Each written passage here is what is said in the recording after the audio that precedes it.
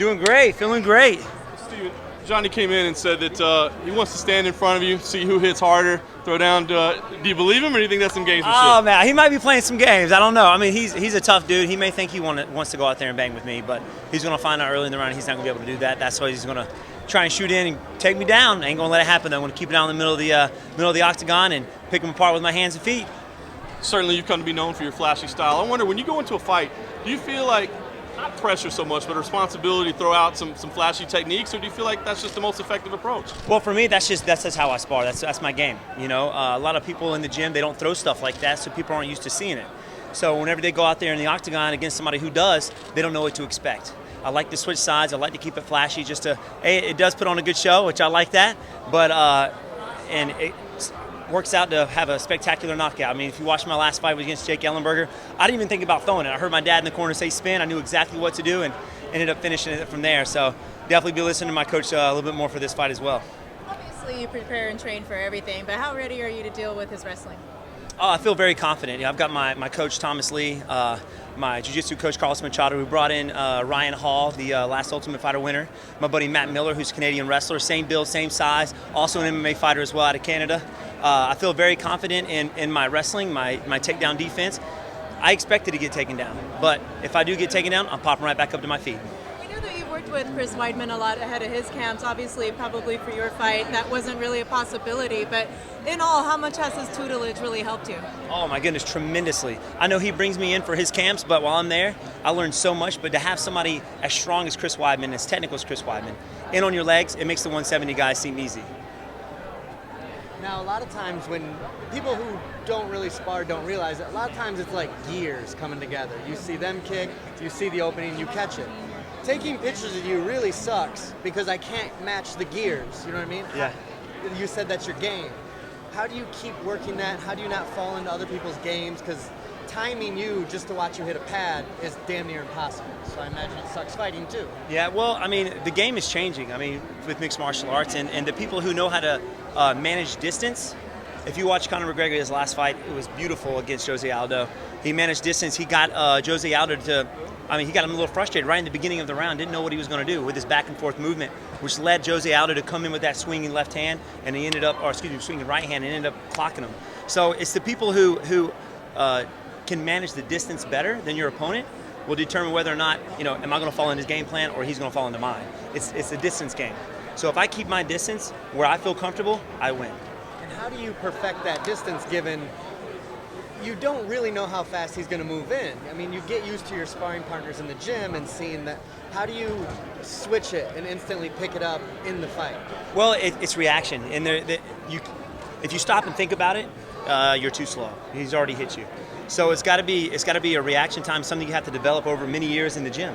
I've been doing the martial arts since I was 3 years old, and I've been in the combat sport, competing since I was 15. So it's just something that you just have to develop over the years. Hendricks did say, though, that his experience, his being here longer, his experience is going to play in his favor. How do you see that?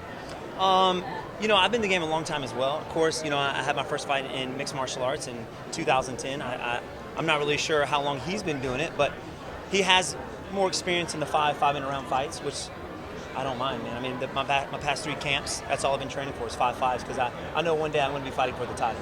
So, a lot of people were asking me how big was the switch from going to 3 5-minute rounds to 5-5s.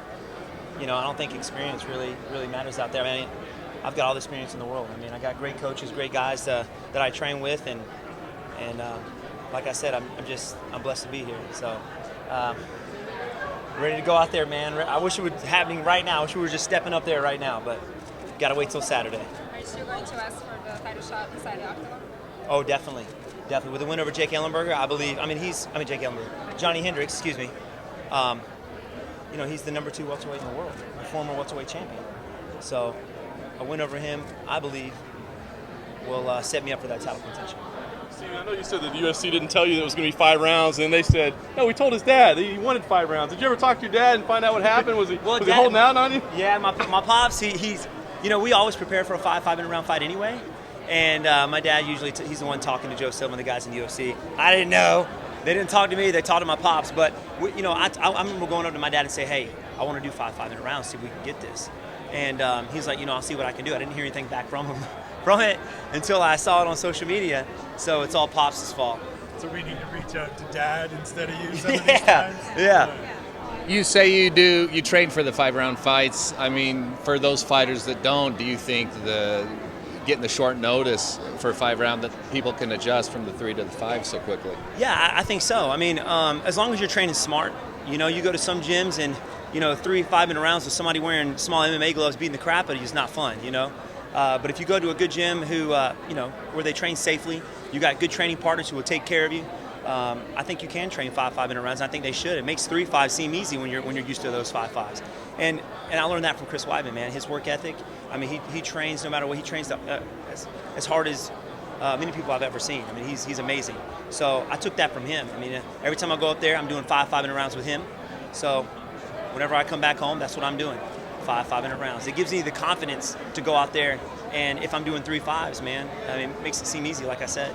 Do you think that gives you an edge that you're already trained that way, and if Johnny wasn't, to get the short notice for the 5 rounds? Well, I mean, he's fought 5-minute rounds many times before, so I believe he knows how to pace himself during it, but I'm not looking to pace myself. I'm going out there. I'm going all out. So I'm going to use my movement out there against him and create an opening. I'm going to try and take advantage of that. So I don't think I think he does have the experience with more 5-minute round fights. You and Johnny really saved the card. Has UFC or anybody came to you and said, hey, thank you, here's a gift basket? And is it any different stress on you? Or is it just, I fight 30 minutes earlier or later? Yeah, no stress at all. UFC, man, I mean, they're awesome. They were actually coming up and, thank you guys for stepping up. And I just appreciate them asking me, to be honest with you, or letting us do it. To be a part in a main event of a big show like this, I think it's a dream come true, to be honest with you. I know my last fight was main event, but nothing like this, I don't think. A little off topic, who's your Super Bowl pick? Aha! Well, I'm from South Carolina, so I got to go with the Panthers. Or I got to go for the Carolina team. I would like to see Manning, win another Super Bowl, but I got to go for the hometown team. So. All right. Back to being thankful to the UFC for giving you this opportunity. Do you think fighting in Las Vegas really adds that extra momentum to, I'm doing this now, Oh, definitely, man. This is definitely the fight capital of the world. I mean, I've never been to a state, a country, anywhere in the world quite like Vegas, especially during fight time. The fans here are unbelievable, so it definitely makes it all more exciting. Thank you, guys. Thanks, guys. Yes, sir.